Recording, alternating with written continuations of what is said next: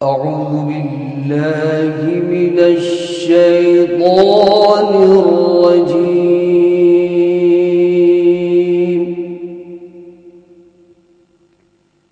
بسم الله الرحمن الرحيم.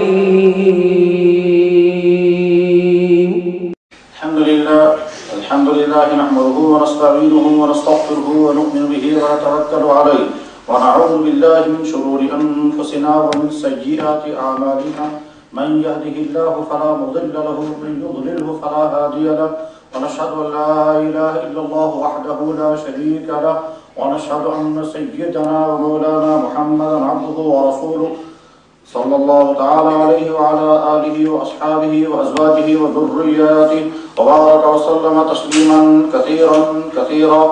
أما بعد فقد قال الله عز وجل في كتابه العظيم: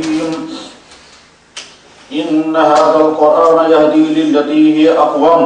وقال الله تبارك وتعالى: وقال الرسول يا رب إن قوم اتخذوا هذا القرآن مهجورا. صدق الله مولانا العظيم وصدق رسوله النبي الكريم ونحن على ذلك من الشاهدين والشاكرين والحمد لله رب العالمين.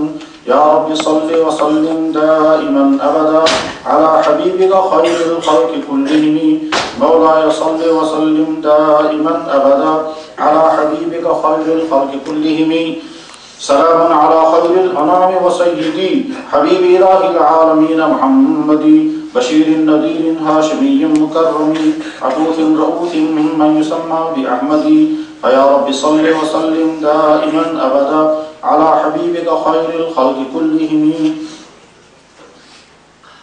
محترم بزرگوں اور دوستو، دنیا میں انسان کو زندگی گزارنے کے لیے دو آپشن ہیں یا دو امکانی راستے ہیں. ایک راستہ یہ ہے کہ انسان آزاد ہو کر کے زندگی گزارے، نہ اس کے لیے کوئی اصول، نہ ضابطہ، نہ حلال نہ حرام، نہ کوئی پابندی، نہ کوئی چیز بند، نہ کوئی بین، جیسے مرضی ویسے چاہے زندگی گزارے. ایک راستہ انسان کے سامنے یہ ہے. یہ راستہ در حقیقت جانوروں کا راستہ ہے، حیوانیت کا راستہ ہے، کیونکہ جانور کے لیے کوئی ضابطہ نہیں، کوئی اصول نہیں، کوئی پابندی نہیں، کوئی حلال و حرام کی بین نہیں. جانور کو نہیں کہہ سکتے ہیں یہ چیز آپ کے لیے حلال ہے اور یہ چیز آپ کے لیے حرام. اس کام کے کرنے سے اللہ آپ سے ناراض ہوگا، اس کام کے کرنے سے آپ کی آخرت بگڑ جائے گی، اس کام کے کرنے کو بد اخلاقی کہا جائے گا، یہ کام آپ کے لیے جائز ہے. جانور ان تمام چیزوں سے بری ہے. تو اب اگر انسان بھی ایسی ہی زندگی گزارنے کا راستہ اختیار کرے، اس کے معنی یہ ہے کہ انسان ہونے کے باوجود اپنے آپ کو حیوانات کے راستے پر چلا رہا ہے. اسی لیے حیوان جب کوئی جرم کرتا ہے تو کبھی نہیں کہتے کہ حیوان بڑا مجرم ہے اور یہ فلاں درجے کا جرم کیا، اس جانور سے اس کا اللہ ناراض ہو گیا، اس جانور کو اتنے گناہ چڑھ گئے، اس کی آخرت تباہ ہو گئی، کیونکہ وہ ان تمام چیزوں کا مکلف ہی نہیں. تو اب اگر انسان بھی ایسی ہی زندگی گزارے کہ اس کے لیے نہ کوئی پابندی، نہ کوئی ماننے کی چیز، نہ کسی چیز کا انکار کرنا ہے، نہ کسی چیز کو ماننا ہے، نہ ذہن کے لیے کوئی ضابطہ، نہ جسم کے لیے کوئی ضابطہ، نہ کھانے پینے کے لیے کوئی اصول، نہ اپنی جنسی ضروریات پورا کرنے کے لیے کوئی اصول، اس کو کہتے ہیں ایسی زندگی جس کے لیے کوئی پابندی نہیں ہے. تو یہ حیوانی زندگی ہے. اور جب انسان ایسی زندگی اختیار کرتا ہے تو قرآن نے اس کو کہا اولئک کالانعام بل هم اضل. یہ لوگ جانور بلکہ جانوروں سے زیادہ بدتر ہیں. انسان ہونے کے باوجود، انسان عقل مند ہونے کے باوجود، انسان کے لیے ہدایت کا نظام آ جانے کے باوجود، پھر بھی جب انسان ویسی ہی زندگی اختیار کرنے لگے جیسے جانوروں کی ہے تو در حقیقت یہ جانوروں سے زیادہ بدتر ہے. اس لیے کہ جانور کو عقل کی وہ سطح نہیں دی گئی، اس کے لیے ہدایت کا وہ نظام نہیں بھیجا گیا، اس کے لیے حلال و حرام کے کوئی ضابطے مقرر نہیں کیے گئے. وہ بری ہے.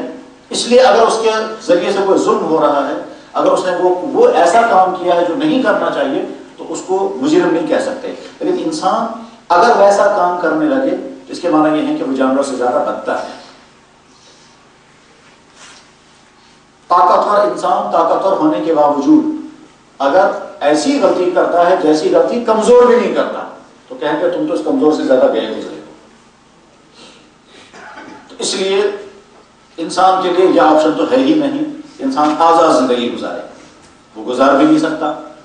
کیوں نہیں گزار سکتا؟ اس لیے کہ انسان اگر اس کی کوئی چیز اپنی ہوتی، اس کا دماغ، اس کی جسم کی صلاحیتیں، اس کے ہاتھ اور پاؤں، جو چیز اس کے پاس ہے یہ سب اگر اس کی اپنی بنائی بھی ہوتی تو جیسے چاہے ویسے استعمال کر لیتا. جو کچھ وہ کھا رہا ہے اگر اس کا اپنا بنایا ہوا ہوتا تو جیسی مرضی ویسے کھاتا، جو مرضی سو کرتا. مگر دنیا میں کوئی چیز انسان کی اپنی بنائی ہوئی نہیں ہے، نہ اس کے جسم کی کوئی چیز اپنی بنائی ہوئی ہے، نہ جسم کے باہر کی کوئی چیز اس کی خود کی بنائی ہوئی ہے. تو کیسے انسان خود مختار ہو کر کے کہے گا مجھے مرضی ہے اپنی آنکھوں کا جیسے چاہے استعمال کروں، مجھے مرضی ہے اپنے پیسے کا جیسے چاہے استعمال کروں، مجھے مرضی ہے جو چاہے سو کھاؤں اور جو چاہے سو کروں؟ نہیں. جب تمہاری کوئی چیز تمہاری ہے ہی نہیں تو تم کیسے اپنی زندگی کو شتر بے مہار کی طرح رکھ سکتے ہو؟ انسان کے پیدا ہونے سے لے کر کے موت تک اپنے جسم کی جو چیزیں وہ استعمال کرتا ہے اور جسم سے باہر کی جو چیزیں استعمال کرتا ہے، ایک چیز ایسی نہیں ہے جو انسان کی خود کی تیار کرتا ہو. یہ تمام چیزیں اللہ کی بنائی ہوئی ہیں اور اللہ نے بنائی ہیں اس لیے انسان ان کو استعمال کرتا ہے. حتیٰ کہ انسان کے جسم کے اندر کی جو صلاحیتیں ہیں، دیکھنے کی، چکھنے کی، سونگھنے کی، سوچنے کی، دماغ سے ڈائریکشن لینے کی، یہ تمام چیزیں جو ہیں وہ انسان کی اپنی بنائی ہوئی نہیں ہیں. تو اب بنائی ہوئی کسی اور کی ہیں اور استعمال ہم اپنی مرضی کے مطابق کریں، ایسا کبھی نہیں ہو سکتا. جس نے کمپیوٹر بنایا وہی بتائے گا اس کا استعمال کیسے کرنا ہے. جس نے موبائل بنایا اسی کو حق ہے کہنے کا کہ صاحب اس کا استعمال کیسے ہوگا. جس کمپنی کی بنی ہوئی گاڑی ہے اسی کو ڈائریکشن دینے کا حق ہے کہ اس گاڑی کا استعمال کیسے ہوگا. آپ یہ نہیں کہہ سکتے کہ گاڑی ہم نے خریدی جو چاہے سو کریں، جیسے چاہے استعمال کریں، جہاں پانی ڈالنا ہے وہاں کچھ اور ڈالیں اور جہاں کچھ اور ڈالنا ہے وہاں تیل ڈالیں، جہاں بلیٹ ڈالنا ہے وہاں کچھ اور نہیں. آپ کو تو اس کمپنی کے بتائے ہوئے ضابطوں کی پابندی کرنی ہوگی. جنہوں نے بنائی انہوں کو بتانے کا بھی حق ہے. اسی طرح سے اس انسان کو جب اللہ نے بنایا، اس کی بنائی ہوئی کوئی چیز خود کی نہیں ہے تو اللہ کو کہنے کا حق ہے تمہاری زندگی کیسے گزرے گی. الخلق والامر، سنو جس نے تمہیں پیدا کیا، جس نے کائنات بنائی، اسے ہی کہنے کا حق ہے کہ کائنات کی کون سی چیز کیسے استعمال ہوگی اور استعمال ہوگی بھی یا نہیں. ہماری نظروں میں تو بکری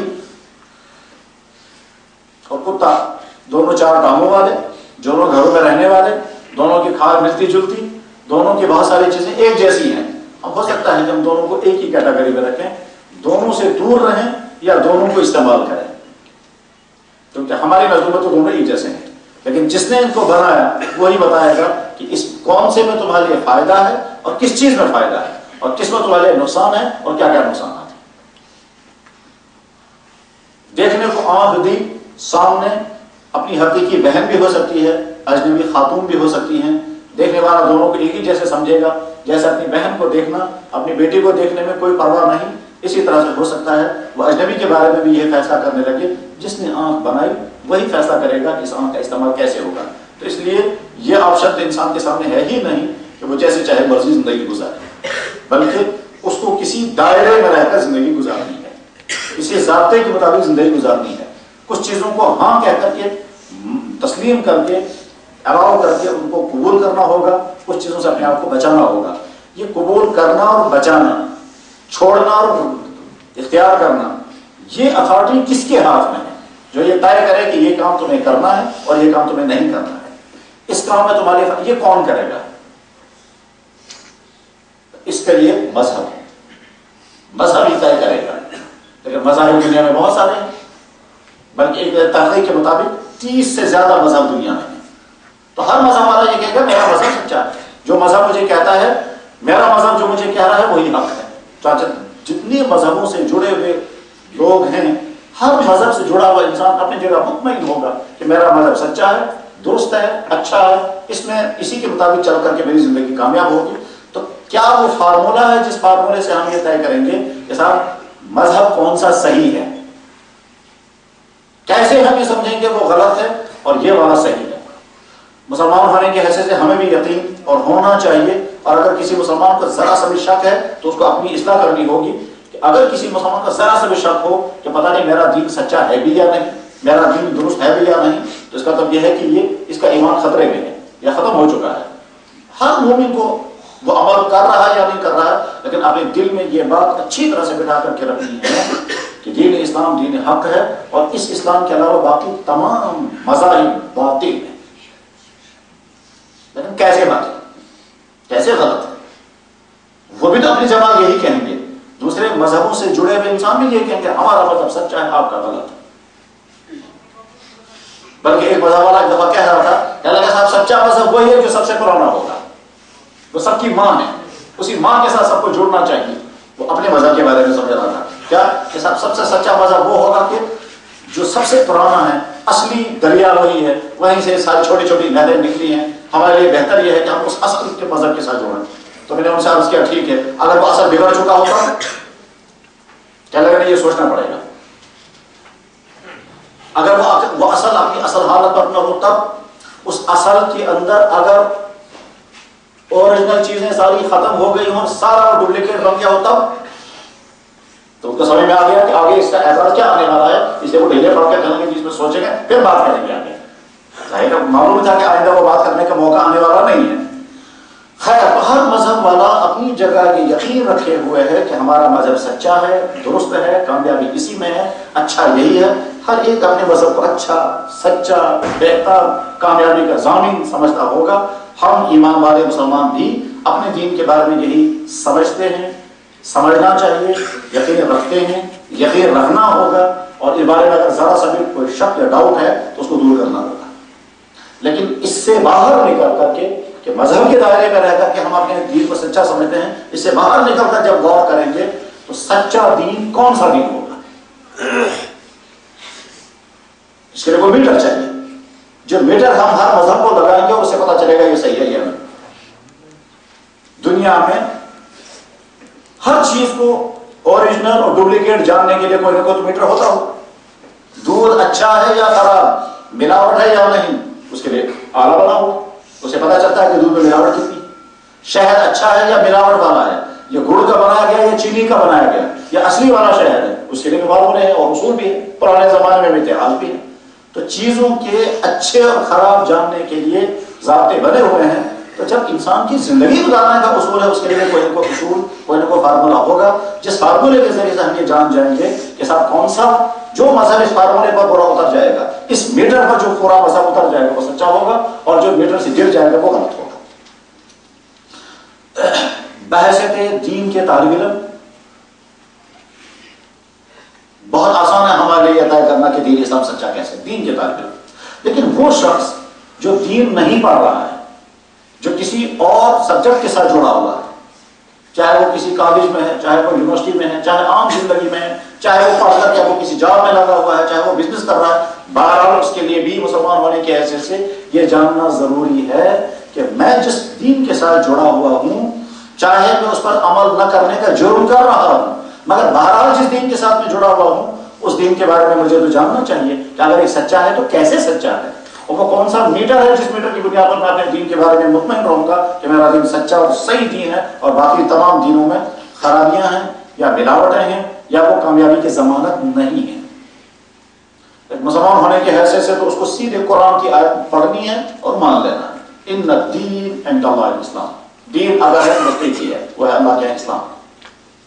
وَمَن يَبْتَغِ غَيْرَ الْإِسْلَامِ دِينًا فَلَن يُقْبَلَ مِنْهُ، اسلام کے علاوہ جون سا دین تم لے کر کے آؤ گے اللہ کو قبول نہیں ہے۔ تو میں ایسے مسلمان کے قرآن میں کلیئر کر دیا، اب مجھے اور آگے کچھ نہیں سننا چاہیے نہ سمجھنا چاہیے۔ لیکن آج کا زمانہ تحقیقات کا زمانہ ہے، اور تحقیقات سے زیادہ کنفیوژن کا زمانہ ہے، تو معمولی چیزوں میں کنفیوژن ہو جاتا ہے۔ تو اس لیے آج فوراً سوال آئے گا کہ کیسے ہمارا یہ دین سچا ہے، اللہ تعالیٰ باقی دینوں کو کیوں کہہ رہے ہیں؟ ایک دین، ایک مذہب دنیا میں 2000 سال سے، دوسرا 3000 سال سے، ایک مذہب کے بارے میں لوگوں کا کہنا ہے کہ وہ 3 لاکھ سال سے، ایک مذہب کے بارے میں لوگوں کا خیال یہ ہے کہ جب سے کائنات تب سے یہی والا مذہب دنیا میں چل رہا ہے، ایک مذہب کے بارے میں ان کا تصور یہ ہے کہ وہ 5 کروڑ سال سے ہے۔ اپنے مذہبوں کے بارے میں لوگوں کے خیالات یہ ہیں، تو ہم صرف قرآن کی اس آیت کی بنیاد پر مان تو جانیں گے کہ باقی تمام مذاہب غلط ہیں، لیکن تفصیل سے ہم سمجھنا چاہتے ہیں تاکہ جیسے قرآن کی آیت کی بنیاد پر ہمارے دل میں مانا، ایسے تحقیقات کی بنیاد پر ہمارا دماغ بھی مان لے۔ معلومات کا تعلق زبان کے ساتھ ہے، ایمان کا تعلق دل کے ساتھ ہے. دل مان گیا کہ ہاں جی ایسا ہی ہے. لیکن میں ڈیٹیل سمجھنا چاہتا ہوں جس سے میں بصیرت کے ساتھ، انشراح کے ساتھ، اطمینان کے ساتھ کہہ بھی سکوں، مان بھی سکوں کہ واقعی میرا دین صحیح اور سچا ہے اور باقی دینوں کے اندر سچائی نہیں ہے، وہ میٹر چاہیے. بزرگ اور دوستو، بہت زیادہ گہرے انداز میں اس پر گفتگو اس طرح کے مجمع میں نہیں کی جا سکتی. بس ایسی اس طرح کے اصول کی جو ہم جیسے سامعین کے لیے فائدے مند ہوں، بس اسی طرح کی گفتگو ہوتی ہے. دوستو، دنیا میں ہر مذہب کسی کتاب کے ساتھ جڑا ہوا ہے. جیسے عیسائی مذہب ایک کتاب کے ساتھ جڑا ہوا ہے جس کو وہ کہتے ہیں کتاب مقدس، بائبل. یہودی ایک کتاب کے ساتھ جڑے ہوئے ہیں، وہ بھی اپنی کتاب کو کہتے ہیں کتاب مقدس یعنی توریت. باقی قومیں بھی کسی نہ کسی کتاب کے ساتھ جڑی ہوئی ہیں، اور اسلام بھی کتاب کے ساتھ جڑا ہوا ہے، وہ قرآن. تو پہلا سوال یہی پر آتا ہے کہ جو مذہب جس کتاب کے ساتھ جڑا ہوا ہے اس کتاب کی حیثیت کیا ہے؟ کیا وہ اس کتاب قابل اعتماد ہے یا نہیں؟ اور اگر وہ قابل اعتماد ہے تو کس طرح سے وہ قابل اعتماد ہے؟ بس یہ وہ سوال ہے جس سوال پر مذہب کی سچائی اور مذہب کا باطل ہونا موقوف ہے. جب تک یہ سوال کلیئر نہیں ہوگا تب تک کسی مذہب کے بارے میں سچے اور درست ہونے کا دعویٰ نہیں کیا جا سکتا. دوستو، یہ عجیب اور ایمان افروز بات ہے کہ اسلام کے علاوہ یعنی قرآن کے علاوہ باقی مذہبوں کے بعد جو کتابیں ہیں، ایک کتاب بھی اوریجنل نہیں، ایک کتاب بھی اصلی حالت میں نہیں، ایک کتاب بھی تمام شکوک سے محفوظ نہیں. ایک کتاب کے بارے میں دعویٰ نہیں کیا جا سکتا کہ یہ ٹھیک وہی کتاب ہے جو کتاب لانے والے نے دی تھی، آج اسی حالت میں ہے. کسی کتاب کے بارے میں دعویٰ نہیں.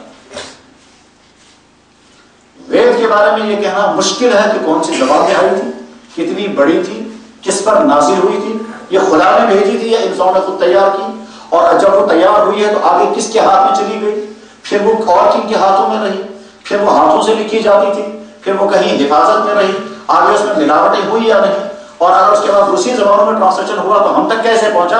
ان تمام سوالات کے بارے میں وید کی پوری ہسٹری خاموش ہے. اور جب خاموش ہے تو کیسے کہہ سکتے ہیں کہ یہ خدا کی کتاب، اور کیسے کہہ سکتے ہیں کہ یہ خدا کی طرف سے بھیجی ہوئی وہ کتاب ہے جس میں ہدایت ہے؟ جب یہ ان سوالاتی میں ہی جب کتاب گر گئی. پہلے یہ معلوم ہونا چاہیے یہ خدا کی بھیجی ہوئی کتاب ہے. ہم اگر خیال رکھیں کہ بھیجی ہوگی تو یہ توہماتی چیز ہے، یہ حقائق نہیں، حقیقت نہیں ہے. حقیقت ثبوت چاہیے. اسی طرح سے یقیناً اللہ نے کتاب بھیجی، کتاب کا نام تھا تورات. یقیناً اللہ نے کتاب بھیجی، کتاب کا نام تھا انجیل، اور وہ ایک نبی کے حوالے ہو گئی یا دوسرے نبی کے حوالے ہو گئی. لیکن اس کے بعد یہ کتاب نبی کے حوالے ہو کر کے آگے کس کے پاس چلی گئی، کس کے ہاتھ میں رہی یہ کتاب؟ کوئی ثبوت نہیں. اور جب ثبوت ہی نہیں ہے تو کیسے کہہ سکتے ہیں کہ صاحب یہ انجیل وہی والی انجیل ہے جو اللہ نے حضرت عیسیٰ علیہ السلام کو دی تھی، اور جس زبان میں وہ آئی تھی اس زبان کی انجیل بھی آج دنیا میں موجود نہیں. اور آگے چل کر کے جب دیکھتے ہیں کہ ایک ملک کی انجیل کسی اور انداز کی، دوسرے ملک کی انجیل کسی اور انداز کی، کسی ملک کی انجیل کسی اور لینگویج میں، کہ وہاں کی انجیل کسی اور لینگویج میں، وہ کسی اور زبان میں پڑھ رہے ہیں، کسی اور زبان میں پڑھ رہے ہیں، اس میں کچھ اور مضامین ہیں، اس میں کچھ اور مضامین ہیں، تو اللہ نے کون سی والی بھیجی تھی؟ ان تمام سوالات کا جو ہی سوال کھڑے ہو جاتے ہیں تو انجیل گر جاتی ہے، اور جب گر جائے گی تو جو مذہب اس پر کھڑا ہے وہ مذہب ہی گر جائے. دنیا کے تمام مذہبوں کے پاس جو ان کی مذہبی کتابیں ہیں، ان بنیادی سوالات کے جواب میں ان کی مذہبی کتابیں خاموش ہو جاتی ہیں. اور اس لیے کسی مذہب والے کو یہ ہمت نہیں ہے کہ وہ یہ دعویٰ کر سکے کہ ہمارے پاس جو کتاب ہے وہ اوریجنل ہے اور اصلی ہے، اور ساتھ میں دنیا کے تمام انسانوں کے لیے اس میں مکمل ہدایت ہے. کسی کتاب کے پاس یہ سرمایہ نہیں ہے، لیکن صرف ایک قرآن کریم ایسی کتاب ہے کہ جو ان تمام سوالات کے جواب میں بالکل صحیح جواب ہے. قرآن کے بارے میں پہلا سوال یہ ہے کہ بھیجا کس نے؟ تو قرآن خود بار بار کہتا ہے ہم نے اس کو نازل کیا. اللہ تعالیٰ کہتا ہے میں نے اس کو نازل کیا. تنزیل من رب العالمین، یا رب العالمین کی طرف سے نازل کی. ذالک الکتاب لا ریب فیہ، یہ وہ کتاب ہے کوئی شک نہیں. سورۃ انزلناہا، خاص سورت ہم اتار رہے ہیں آپ کا. انا انزلنا علیک، ہم نے آپ پر نازل کیا. انزلنا علی عبدنا، ہم نے اپنے بندے پر نازل کیا. انا نحن نزلنا ذکر، ہم نے یہ قرآن نازل کیا. تو بار بار اللہ تعالیٰ شان اپنا تعارف ان کتابوں میں کہیں بھی یہ جملہ ملتا. اور اس کے بعد یہ جب یہ قرآن اللہ تعالیٰ کہتے ہیں ہم نے نازل کیا تو کس کے ذریعے سے بھیجا, تو بیچ میں وہ ذریعہ بھی دکھا دیتے ہیں. انہ لقول رسول کریم ذی قوۃ عند ذی عرش مقیم مطاع ثم امین. ہم جس کے ذریعے سے یہ بھیج رہے ہیں وہ ہمارا قاصد ہے اور قابل اعتماد ہے اور امانت دار ہے, بہت طاقتور ہے, تمام فرشتوں کے نظر میں مختار اور محترم ہے, اس کو ملاوٹ کرنے کی کوئی ضرورت نہیں ہے. ایک درمیان والے شخص کے اندر جتنی خوبیاں ہونی چاہیے وہ ساری خوبیاں اس کے اندر موجود ہیں جو اللہ اور نبی کے درمیان واسطہ بنا ہوا ہے, یعنی حضرت جبریل علیہ السلام. نزل به الروح الامین, روح الامین اس کو لے کر کے نازل ہوتے ہیں. اس روح الامین کا پورا تعارف قرآن کریم میں کرایا گیا. انہ لقول رسول کریم کہتا ہے یہ ایک معزز مکرم قاصد کے ذریعے سے یہ کتاب آپ تک بھیجی جا رہی ہے. ذی قوت, جو بہت زیادہ طاقتور ہے. ایسا بھی نہیں کہ درمیان میں کچھ طاقتیں مل جائیں اور اس سے وہ قرآن کی آیتیں چھین لیں اور دوسری آیتیں دے دیں. شیطانوں کا کوئی جمگٹا, جنات کی کوئی جماعت اس کو راستے میں قرآن چھین کر کے کوئی اور آیتیں اس کے ہاتھ میں پکڑا دے, ایسا نہیں ہو سکتا. ذی قوت عند ذی العرش مقیم, مقام اس کا سب سے اونچا, درجہ اس کا سب سے برتر. مطاع, کبھی ایسا ہو سکتا ہے کہ وہ اپنے بارے میں کچھ آیتیں گڑھے گا تاکہ فرشتوں کے ہاں اپنا مقام اونچا کرے کرنے, وہ تو پہلے ہی فرشتوں کے ہاں محترم اور مقتدی ہے, اس کو اس کی بھی ضرورت نہیں. اچھا ہو سکتا ہے دیانتداری نہ